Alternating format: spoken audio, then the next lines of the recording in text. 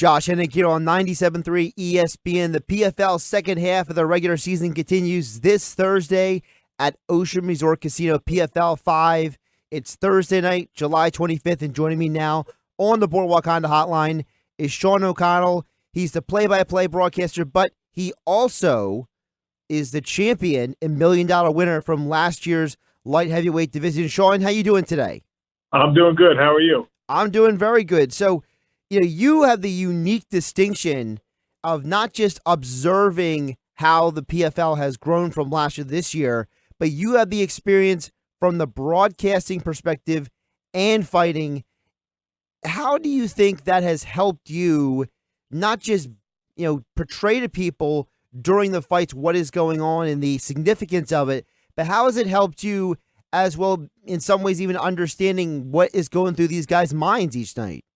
Well, I mean, it's really tough to fully, from a broadcast perspective, whatever, talk about something if you haven't lived it, right? Yeah. I mean, I'm a sports radio guy by trade, and I played college football before I ever got into this fighting thing. So when I'm talking about football, I'm pretty comfortable. But when I'm talking about baseball or basketball, even if I feel knowledgeable about it, I've never lived that life at a high level. You know what I mean? Mm-hmm. So when I'm talking about fights, I know what these guys went through in their training camp, and I know what these guys went through in their weight cuts, and I know about the anxiety when you're waiting in the locker room pre-fight and all that stuff. So I think it helps me as a broadcaster, and hopefully fighters, when they watch it back or they hear me talking about them, they realize that I'm trying to do them the justice of telling their story in the way I would want my story told, where even if you lose, I think there should be an acknowledgement that, you did something right, that you trained hard, that it's an accomplishment just to get to this level, whatever. But, I think it's an asset to have lived it on kind of both ends of the spectrum. And I'm just happy I get to be part of the broadcast now. The Professional Fighters League has given me some really cool opportunities.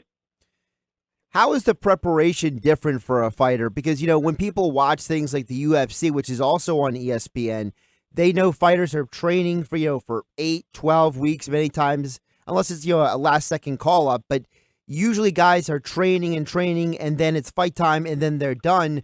The PFL, it's a different mentality. It's a different form of preparation, right?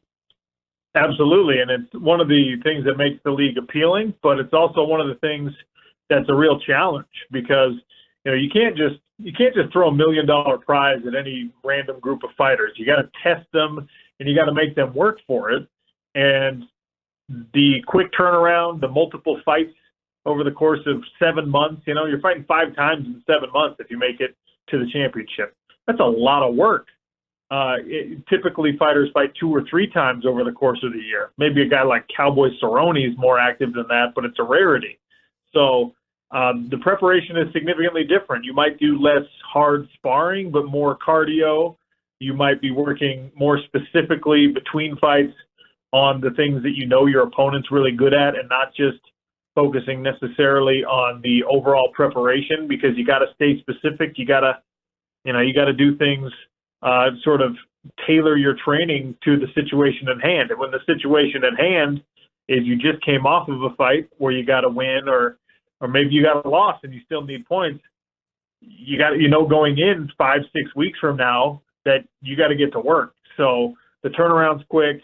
You got to heal your body up faster. You got to eat better. You got to sleep better. And it does change the preparation. It's pretty cool. Sean O'Connell joining me here on the Boardwalk Honda hotline on 97.3 ESPN again this Thursday night at Ocean Resort Casino. The second appearance of the PFL at Ocean Resort Casino this summer. They will be there again in the first week of August, but this Thursday is another important set of fights. And Sean, when you guys were in Atlantic City last summer, you were also fighting in the cage. So talk about what it was like for you. Tell the audience, you were broadcasting at times, then getting ready and jumping right in there. So, how were you able to flip that switch?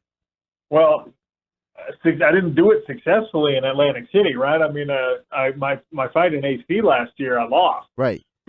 So I just barely snuck into the playoffs on the merit of the points that I had accrued in my first win of the season. So, it it was an unsuccessful outing for me in Atlantic City, and I don't blame Atlantic City for that. I blame myself for that. But that's one of the cool things about this format is, you just because you lose a fight doesn't mean that the championship is now out of reach for you. That's the unfortunate reality of the UFC model and the Bellator model and a lot of the things that you see in the traditional, form of mixed martial arts that people are used to is you got to climb this ladder. You got to win 5-6 fights in a row, and then maybe you get a contender shot. And if you win that and you talk enough trash and, they deem you an interesting enough person, that maybe you're going to get a shot at the title, but there's nothing guaranteed. The Professional Fighters League, it's like a regular sports league. It's like the NBA or the NFL or whatever. You lose a regular season game, if you still get into the playoffs, you still qualify for the playoffs, that's a whole new season. You still have an opportunity to win the championship. You still have an opportunity to win the Super Bowl, even if you're the underdog, right? So it's pretty cool. And I learned a good lesson in my loss in Atlantic City that, you got to be dialed in. You can't be distracted by the quick turnaround or the format or whatever, that when you step in, it's a dangerous fight. Everyone in this, I was a favorite going into the fight. I maybe didn't acknowledge how tough my opponent was beforehand, but he taught me real quick that you got to take everyone seriously. And again, you won last year's light heavyweight tournament championship. You got the $1 million. You were the champion. What was that feeling like for you? Not just by the win, but knowing that, it was finally here. What you were working toward was actually in your hands. Yeah, it was really cool. And having control of my own destiny and not having to worry about, fan perception or anything like that it's kind of unique. It's win and you move on, lose and you go home. It's completely merit-based, and that's not always the case in mixed martial arts. And look, I've been around the block. I fought in the UFC. I got cut by the UFC. I was semi-retired. I didn't know if I was going to come back. And when I did come back, it was just because of this $1 million opportunity, just because there was a championship on the line. And it wasn't going to be all that worth it to me if I didn't, make it deep into the tournament, at least deep into the playoffs and win at least a runner-up prize. But that $1 million is what I was focused on. And when I actually won it, it was a good culmination of all the hard work. So I had an opportunity to walk away on a high note, which is super rare in combat sports. And I took that opportunity. You mentioned your time in the UFC. You also got to work with MMA pioneer Jeremy Horn in your MMA career. What has he been able to help you in your MMA career? What has it meant to you to have a guy like him in your ear in your career? Jeremy was my coach from the beginning of my career. He's just an awesome guy. He's one of my best friends in the world. He's super no nonsense. The game has changed a lot, but Jeremy has changed very little. Like, he doesn't care about the TV. He doesn't care about the money. He doesn't care about the exposure. He cares about winning fights. And he makes you focus on that when you're training. He makes you focus on that when you're conditioning. He makes you focus on that in your life. And it's really awesome because he's so experienced, right? Jeremy's got 100-plus fights. He comes from the old school days where if you didn't win, you didn't get paid anything. It was winner take all. You didn't have a loser's purse. You had to win the whole tournament on the weekend or else you walked home hungry. I mean, he's from the dark ages of mixed martial arts. So especially going into the first season of the Professional Fighters League, where in the playoffs I was going to have to fight twice in one night. And, that's completely foreign to a lot of people unless they're really old school in MMA. He had been through all that before a dozen times. And so he prepared me for it. He explained to me that it was going to be fine, that this is how you'd handle the time between fights. This is how you handle preparing for potentially 2 or 3 different opponents in one night. And he was invaluable to me, not only through the course of my career, but especially in that final run at a championship in the PFL, because he had been through a similar format before. You mentioned that you got the chance to fight in the UFC. And when I spoke to Sarah Kaufman at the last event, she was talking about how she is so impressed with how the PFL has treated her and the environment of the PFL and all that goes into it. And she said, look, it's nothing against the other organizations she worked with.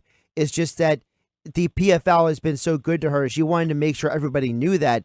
Can you give a little more detail about what you feel is the differences between the PFL and other organizations? Well, look, the UFC, everyone knows the UFC is the big dog on the block, right? They are the multi-billion-dollar company. They are the more established brand.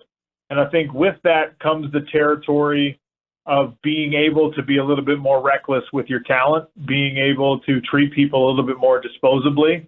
And the Professional Fighters League is built on the principle that the product is the fighters. It's not the brand. It's not even the format, although the format is really appealing and really good. The product in sports is the players or the fighters. And the NBA acknowledges that. The Professional Fighters League acknowledges that.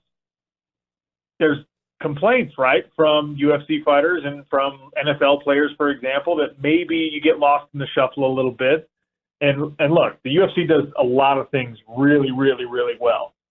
But Professional Fighters League has focused on making the product the actual competitor. And the athlete is what makes this league appealing. And they know that. And that means they're going to treat you well. That means that if you show up and act like a professional, you're going to get paid like a professional. If you show up and, you do fan appearances and you do the things that the league asks you to do, they are going to reward you accordingly with more opportunities. And it's just something that, I think it's harder for the UFC to do right now because they're now owned by a group that's all about the bottom line, and their past, their history in the UFC has been built on, just step on whoever's head you need to get to the top. And look, you can't say it didn't work. They're at the top, and they're a multi-billion-dollar corporation. Professional Fighters League is trying to be fighter-centric, and they're succeeding at it right now. And as long as I'm involved in it, I plan on making sure that's the case because fighters deserve it. We put a lot on the line to put on a show for the fans, and the brass right now in Professional Fighters League understands that, and they're making sure that we're treated accordingly.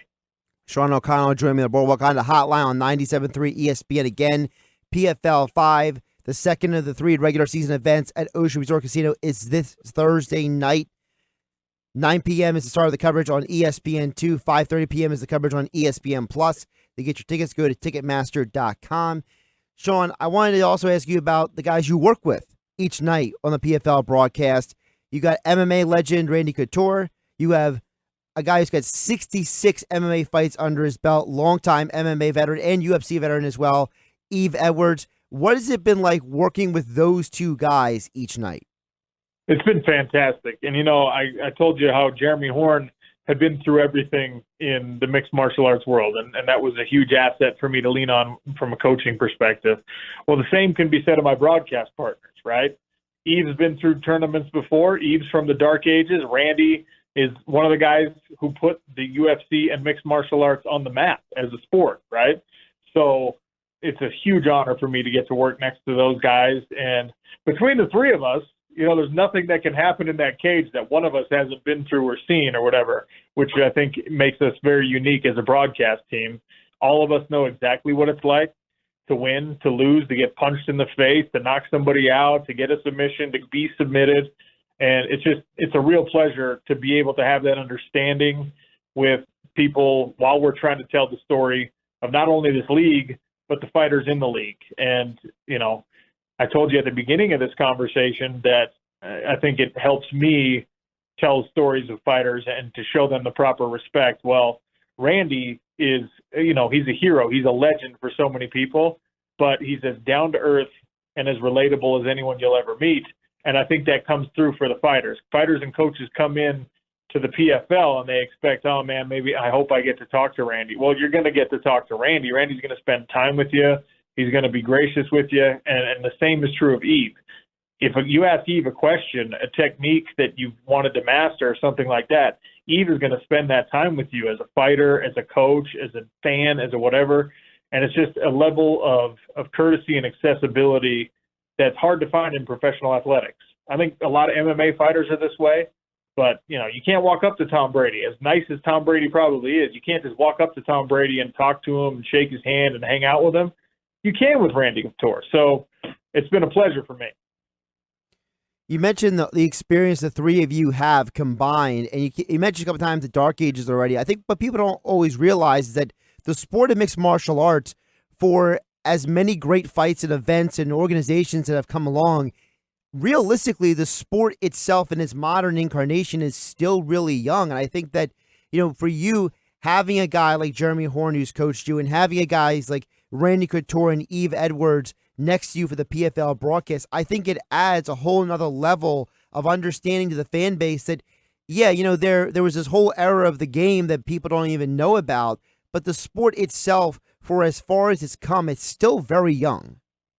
It absolutely is. And I'm glad you acknowledge and appreciate that, because, you try and get people to understand where mixed martial arts is at compared to the sports that they're, maybe more knowledgeable about.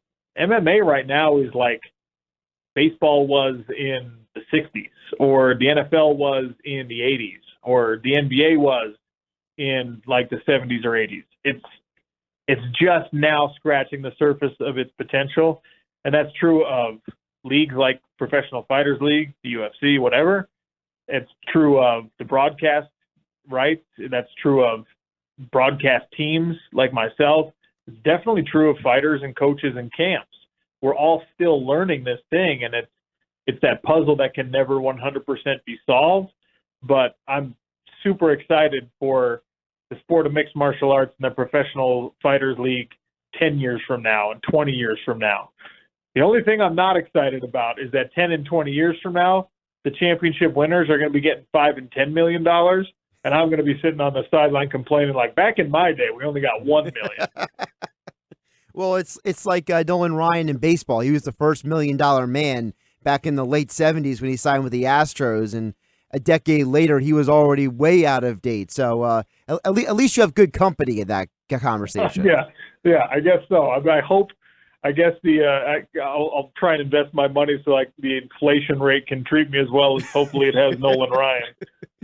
Sean, I wanted to ask you one more, and I appreciate your time today. Again, it's the PFL in Atlantic City. PFL 5 is this Thursday night at Ocean Resort Casino. Sean, Atlantic City, it's known for a long, deep fight history, the boxing game in the 80s and 90s, the UFC in the early 2000s, and now the PFL. What are your impressions of the city and from last year fighting in the city and this year broadcasting in the city? Well, I got to tell you, I didn't know what to expect the first time I showed up in AC, and it was a lot different than I thought. I've been to Vegas dozens and dozens of times, and I thought it was going to be kind of the same thing. Well, it turns out it's only that strip on the boardwalk that's really echoes Vegas at all. And I haven't been around town enough to truly have a good sense of what it's like. I know that I love the boardwalk. I know that I enjoy a good funnel cake, even though it tightens up the belly on my suit just a little bit when I'm broadcasting. And there's like this blue collar sort of thing about Atlantic City that I hope people take as a compliment. It's when you're talking about the fight game and you're talking about combat sports, it just feels like that is a more appropriate setting for the athletes to be in. Like I looked around the other night and half the audience, you could tell, had been in a fist fight before in their life. And again, I mean it as a compliment. That's a good thing. So I don't know. It just, there's almost like a consistency for me that with that audience and what we're trying to do, and the facility, the Ocean Casino Resort, is unbelievable. So it leaves nothing to be desired there. It's pretty fantastic. Well, if you're ever looking for any off the boardwalk eating recommendations, let me know and I'll put you in the right direction. Okay. Well, I definitely will be asking for those, because just like anyone else, I realize that the tourist traps, they're not the best places to eat. So you gotta let me know some good Italian food or something. I live in Utah, so we don't have the same kind of authenticity with our Italian cuisine that you probably do. Sean O'Connell, he's calling the fights each and every event for the PFL. Of course, it's on ESPN2, ESPN Plus, but you want to be in attendance as the featherweights and the lightweights. You never know the explosion that can happen when these kind of fighters get in the cage. And Sean O'Connell has been joining me on the Boardwalk Honda Hotline. Sean, I appreciate your time, and I look forward to the fights on Thursday night. Yeah, I appreciate you having me on, and we'll look forward to having you out there the tickets are pretty affordable. I hope everyone goes and finds some, and let's fill this place up. I want the energy in there to be good.